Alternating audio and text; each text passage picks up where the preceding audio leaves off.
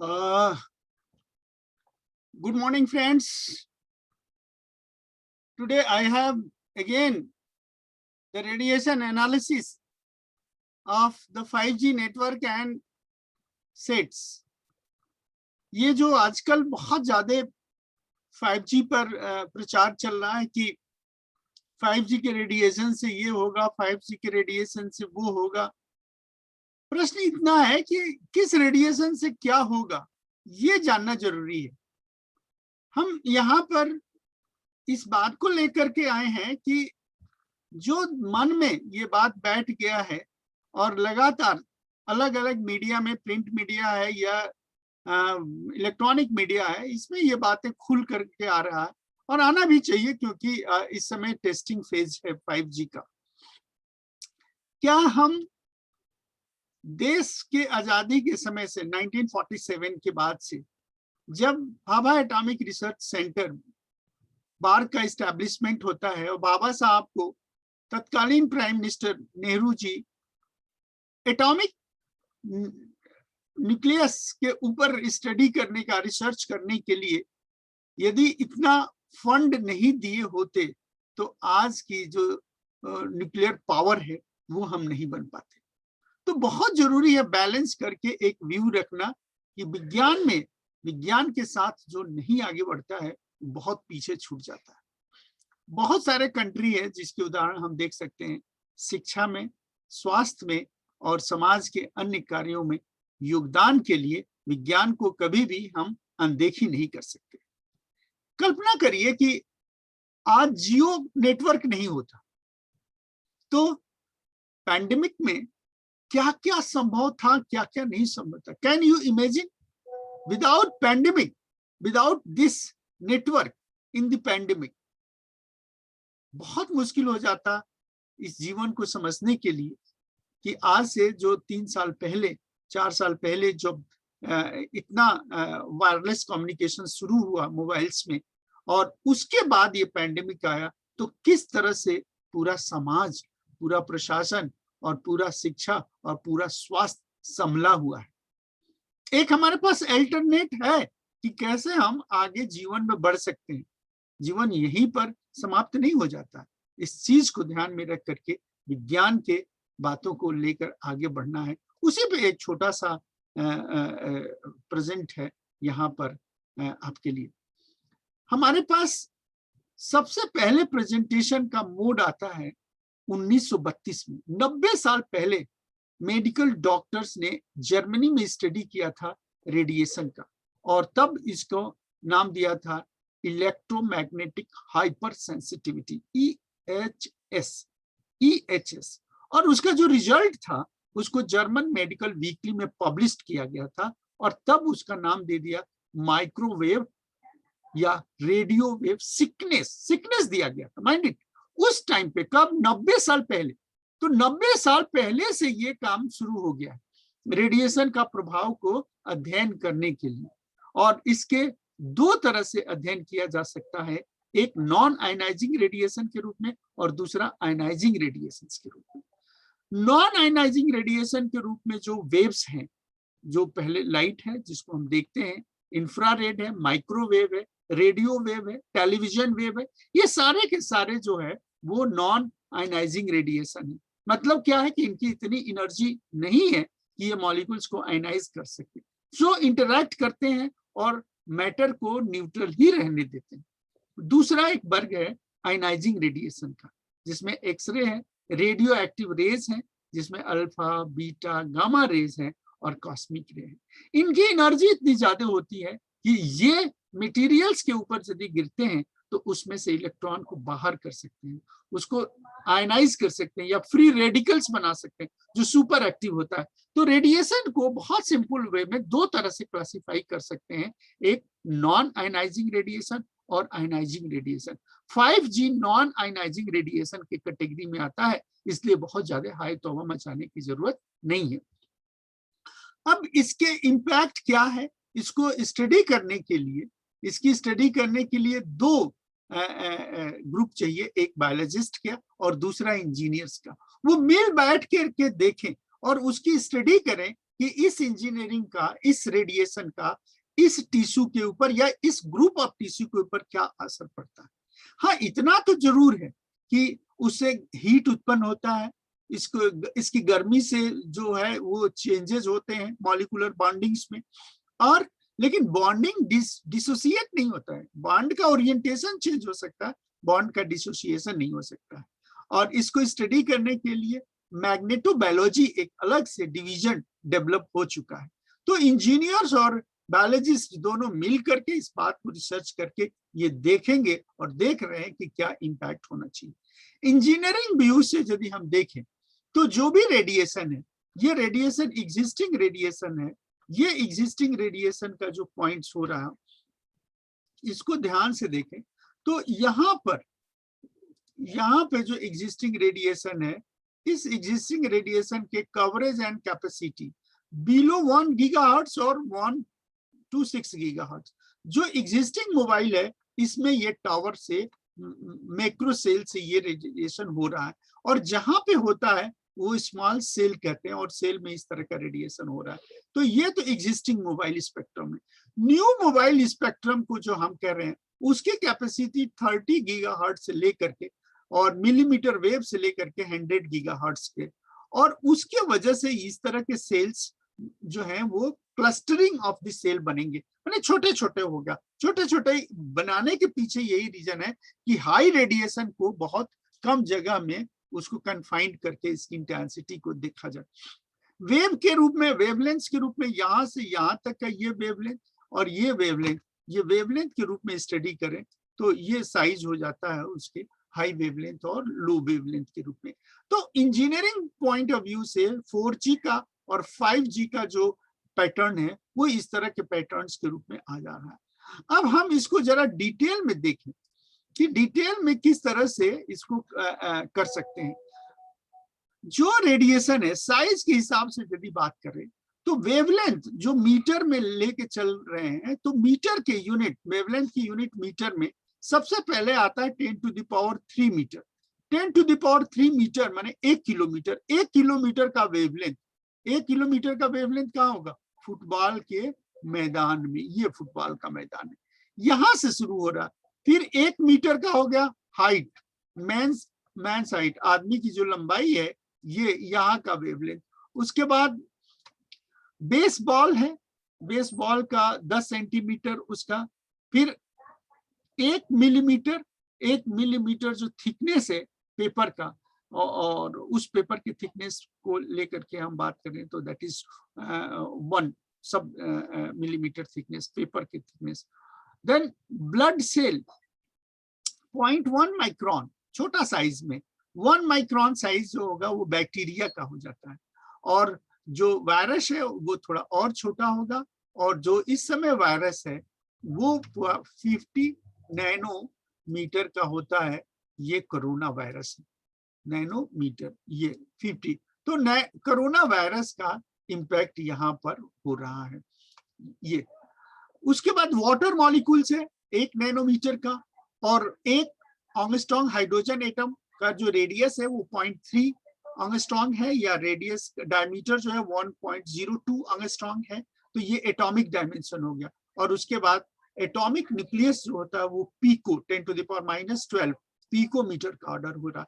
तो जो वेवलेंथ का साइज है उस साइज को रिफरेंस के आधार पर यदि देखें तो एक फुटबॉल के मैदान से लेकर के और एक एटॉमिक न्यूक्लियस के रेडियस में इतना स्पेक्ट्रम हमारे वातावरण में है, ये एग्जिस्ट कर रहा है, ऐसा नहीं कि कहीं से लाना है, ये ऑलरेडी है।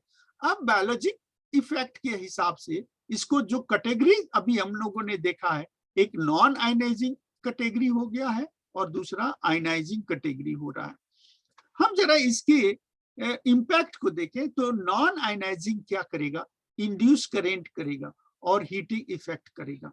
आयनाइजिंग क्या करेगा? आयनाइजेशन करेगा या डीएनए को चेंज करेगा, म्यूटेट करेगा, उसके बेस को एडोनिन, साइटोसिन, गुआनिन, इसको थोड़ा सा वो डिसोरिएंट करेगा और उसके कॉम्बिनेशंस को चेंज कर सकता है।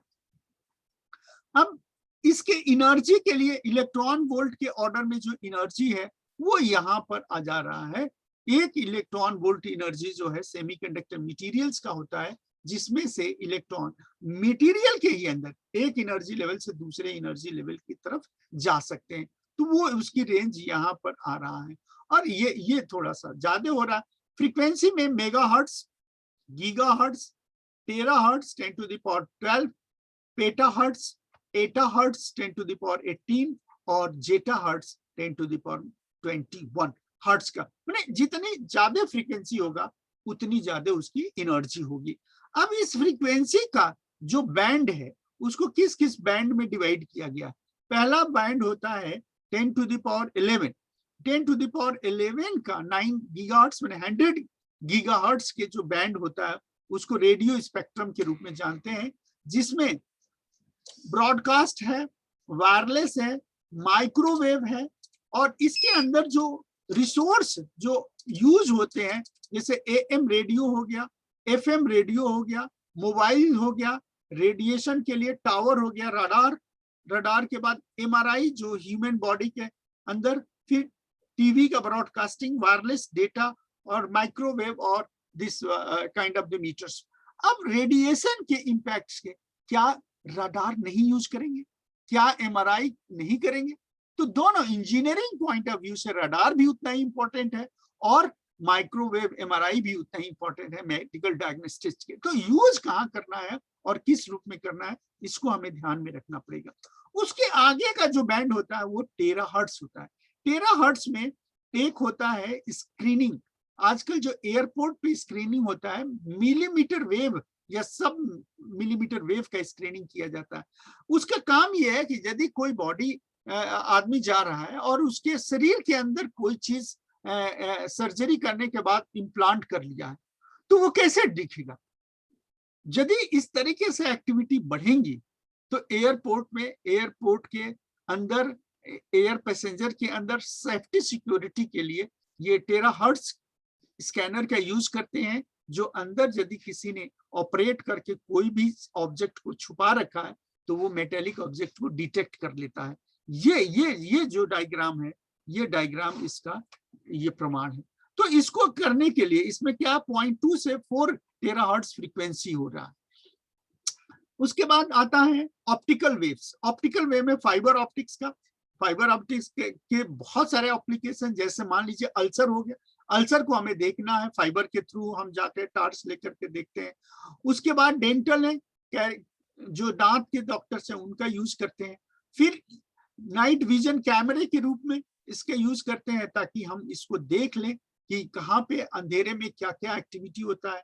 वो उसमें आप सैटेलाइट का एप्लीकेशन भी कर सकते हैं और उसमें आप नाइट वॉचमैन के रूप में बॉर्डर की सेफ्टी और सिक्योरिटी भी कर सकते हैं। तो क्या ये किया जाए कि न किया जाए, सवाल ये है। इसके बाद जो आयनाइजिंग रेडिएशन का बैंड आ जाता है, इस बैंड में एक्सरे और gamma ray, X ray, soft X ray, hard X ray, इसकी एप्लीकेशन क्या होता है इसको हम नहीं कह सकते। दूसरा होता है बैगेज स्क्रीनिंग के लिए। एयरपोर्ट पे आप देखिए बहुत सारे बैगेज स्कैनर के थ्रू जाता है, उसमें वो डिटेक्ट कर लेता है कि इसके अंदर क्या क्या मटेरियल है। फिर कॉस्मिक रे और फिर पेट। पेट जो होता है प्रोटॉन इमिशन टोमोग्राफी, मतलब ब्रेन के अंदर क्या इंपैक्ट जो है, जिसका एप्लीकेशन हम यहाँ पे देखेंगे, कर सकते हैं। तो हाई रेडिएशन का बीम जो है, एक्सरे और गामा रे, उसका भी एप्लीकेशन हो रहा है इन डिफरेंट रिक्वायरमेंट्स के रूप में। तो इस तरह से इलेक्ट्रोमैग्नेटिक स्पेक्ट्रम का डिफरेंट डिवीजन और उसका एप्लीकेशन, एग्जिस्टिंग एप्लीकेशन जो हो रहा है, जो ऑलरेडी इन प्रैक्टिस है इन डिफरेंट कैटेगरी में और इन डिफरेंट सोसाइटी के लिए। अब ये एप्लीकेशन जो हमारे पास है, सैटेलाइट है, जीपीएस है, कॉर्डलेस फोन है, ब्लूटूथ है, टेबल है, माइक्रोवेव है, सेल फोन है, इसको जरा ध्यान से देखें तो ये हमारे सैटेलाइट है। 36,000 किलोमीटर के हाइट पर जियो स्टेशनरी सैटेलाइट है, दैट इज जीपीएस। क्या हम नहीं चाहते जीपीएस लोकेशन चीजों को पता लगाया जाए? ये टेक्नोलॉजी है। क्या सैटेलाइट टेलीविजन की बात नहीं कर रहे हैं, कॉर्डलेस फोन की बात नहीं कर रहे हैं, सेल फोन वाईफाई ट्रांसमीटर की बात कर रहे हैं, ब्लूटूथ यूज कर रहे हैं, माइक्रोवेव टैब्स की यूज, उसमें जो फ्रीक्वेंसी निकल, तो ये सारे गीगाहर्ट्ज के ऑर्डर के फ्रीक्वेंसी है जिसको ऑलरेडी ऑपरेशनल है। क्या इसको रोक देंगे? कोई सलाह देगा रोकने के लिए? इसके अलावा सब गीगाहर्ट्ज या मेगाहर्ट्ज का जो फ्रीक्वेंसी है, AM radio, FM radio, cell towers और ब्रॉडकास्टिंग ऑफ टीवी, तो ये सारे के सारे प्रैक्टिस हम कर रहे हैं। किसके आधार पर? गीगाहर्ट्ज फ्रीक्वेंसी के आधार पर। अब जो चेंज है वो चेंज है, heating is the main biological effect of electromagnetic field of radio frequency field. In microwave oven, this fact is implied to warm up the food. Biological effect of the weak electromagnetic field is subject to magnetobiology study. ये field है, वो study हो रहा है। तो microwave का selling रोक देंगे, प्रोडक्शन रोक देंगे। डे टू डे माइक्रोवेव की बिक्री बहुत तेजी से बढ़ रही है। अब मोबाइल के यूज कर रहे हैं, तो मोबाइल के एप्लीकेशन जो है उसका इम्पैक्ट अलग अलग उम्र के लोगों पर थोड़ा अलग अलग होता है। जैसे 5 साल के उम्र पर, 10 साल के उम्र पर, ये 10 साल के वो है, और ये एडल्ट के लिए।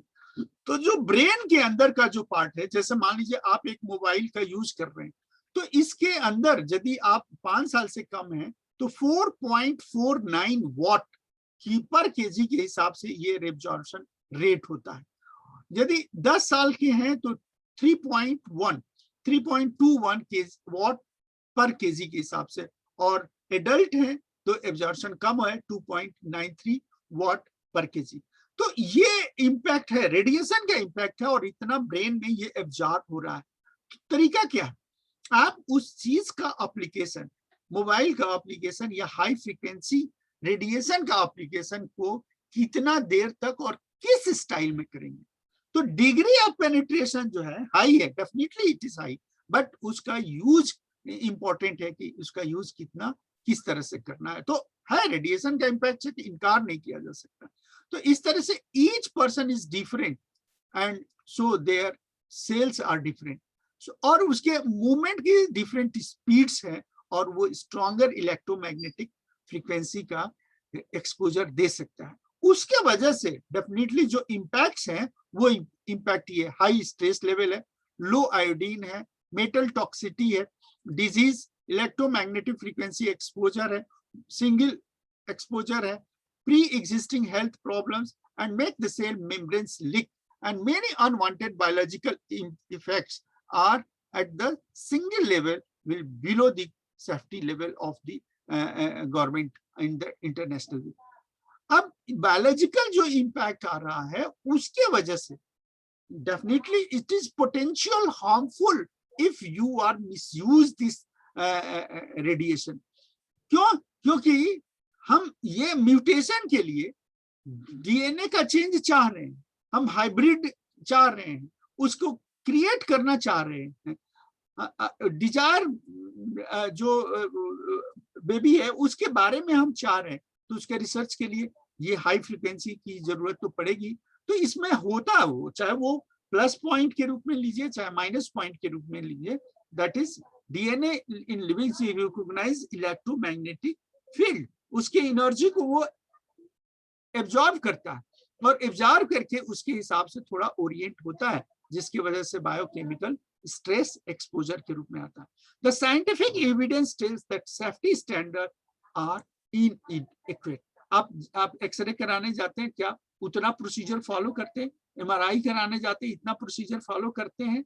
करते होंगे डेफिनेटली, लेकिन और अच्छे तरीके से करना चाहिए। The science is very strong and we should sit up and pay attention. कहाँ? Ability to cause chemical reaction and damage the living cell and DNA. Ability of photon to produce ion and free radicals in the material of the living tissues. Yes, the properties of these radiations sometimes is for the medical purpose, जैसे chemotherapy. क्या हम इस technique का use cancer को दूर करने के लिए नहीं कर सकते? क्या जो कैंसर का जो ट्रीटमेंट हुआ युवराज सिंह का, ये अमेरिका में नहीं होना चाहिए था? क्या और भी बहुत सारे डिग्निटरीज हैं जो कैंसर से पीड़ित होते हैं, उनको कीमोथेरेपी नहीं होना चाहिए? यदि होना चाहिए तो ये हाई रेडिएशन एक्सपोजर जरूरी है जो हम यूज करते हैं फॉर मेडिकल पर्पस। तो अब जो भी रेडिएशन है, ionizing radiation includes X-ray, gamma, radio, all these are definitely impact on the human body. जैसे ये एच न्यू फोटॉन आ रहा है और ये मटेरियल ये लिविंग मटेरियल है, तो इसमें से यदि वर्क फंक्शन या बाइंडिंग एनर्जी से ज्यादा एनर्जी ये ट्रांसफर कर सकता है, तो ये मैटर्स जो है छोड़ करके इससे बाहर आ सकते हैं. These are electrons, it may be electrons, it may be something else. So ये जब आ जाएंगे तो ये आयंस हो जाएगा या फ्री रेडिकल्स में कन्वर्ट हो जाएगा. तो these kind of things are there, definitely you cannot negate it, but on the basis of this thing you cannot stop it. आप रोक भी नहीं सकते हैं इसको जारी रखने के लिए. तो नॉन आयनाइजिंग रेडिएशन का जो सेल फोन है वो उसी रूप में आगे स्पीड से बढ़ेगा. जो इम्पैक्ट है डीएनए का डैमेज है या म्यूटेशन है थ्रू द आयनाइजिंग रेडिएशन, उसको लेते हुए माइक्रोवेव इफेक्ट के हिसाब से रिएक्टिव ऑक्सीजन स्पेसीज में इसको आप आगे की तरफ बढ़ाएंगे. You have to accelerate in spite of all this cell technology. Cell technology में जितना भी हम स्टडी कर रहे हैं, डायरेक्ट इम्पैक्ट कर रहे हैं, ये डायरेक्ट इम्पैक्ट है, दिस इज इनडायरेक्ट इम्पैक्ट है. आयनाइजिंग रेडिएशन का, आयनाइजिंग एक्सरे का, रेडियो एक्टिव का, कॉस्मिक रे का, वो एक्सपोजर कितना मिली सेकेंड है, मिनट है, आवर है, डे है, मंथ्स है. कीमोथेरेपी होगा तो ये ईयर में पहुंच जाता है. ये लगातार हर कुछ दिन पे कीमोथेरेपी होगा, जिससे जो सेल है जो डिस्ट्रॉय हो रही है उस सेल को हमें किस तरह से दूर करना है. तो ये सारा प्रोसेस है जिसका इम्पैक्ट है, लेकिन इम्पैक्ट की वजह से कोई इफेक्ट को हम रोक नहीं सकते और इसलिए इसको चलना चाहिए. So it is very clear that 5G का रेडिएशन है, बट 5G के रेडिएशन से जो मेन कोरोना वायरस है उसका कहीं मतलब नहीं आ रहा है. फिर से एक हम सेफ्टी का लाइन यहाँ पे ड्रॉ कर दें, तो सेफ्टी लाइन में हमारा आयनाइजिंग रेडिएशन और कोरोना वायरस का रेडिएशन इस लाइन पे आता है, और जो 5G का रेडिएशन है वो इस लाइन से आ रहा है. तो ये जो हमारे पास इतना गैप है, यदि इस गैप के अंदर जाएंगे तब जाकर के ह्यूमन बॉडी के ऊपर ये इतना ज्यादा इम्पैक्ट डालता है. तो ये जो कॉन्सेस की जो 5G की टेस्टिंग हो रहा है, इसके वजह से कोरोना का रोग बढ़ रहा है, इससे कोई संबंध नहीं है. और ये हमेशा ही आप इस बात को लेकर के चलिए कि 5G का टेस्टिंग होना चाहिए, इम्प्लीमेंटेशन होना चाहिए, उसके वजह से कोरोना का कोई इम्पैक्ट नहीं है. कोरोना फैल रहा है उसका दूसरा कारण है, कोरोना म्यूटेट होगा उसका भी कारण है, वो सेकेंड म्यूटेंट होगा, थर्ड म्यूटेट भी होगा, उसके आगे भी हो सकता है, इसके अलावा भी कोई वायरस हो सकता है. क्यों? क्योंकि ये तो एक कॉन्सेप्ट हो गया ना कि आरएनए का सिंगल स्ट्रैंड है और उसको जो कवर करेगा और कवर करके जो प्रोटीन्स के फॉर्म में स्पाइक्स बनेंगे उसको एक्टिवेट और डीएक्टिवेट करने के लिए ये सारी चीजें उस रूप में आ रही है, लेकिन इसके रेडिएशन से कोई मतलब नहीं है. इसलिए ये चीजें एक दूसरे को जोड़ करके ये बताना ये बहुत गलत बात है. और ये एकदम क्लियर है कि इस रेडिएशन का इम्पैक्ट है, लेकिन वो इम्पैक्ट या उस तरह से भय होने वाला कोई इम्पैक्ट नहीं है. So thank you for this presentation and for the connecting regarding the part of this one. Thank you.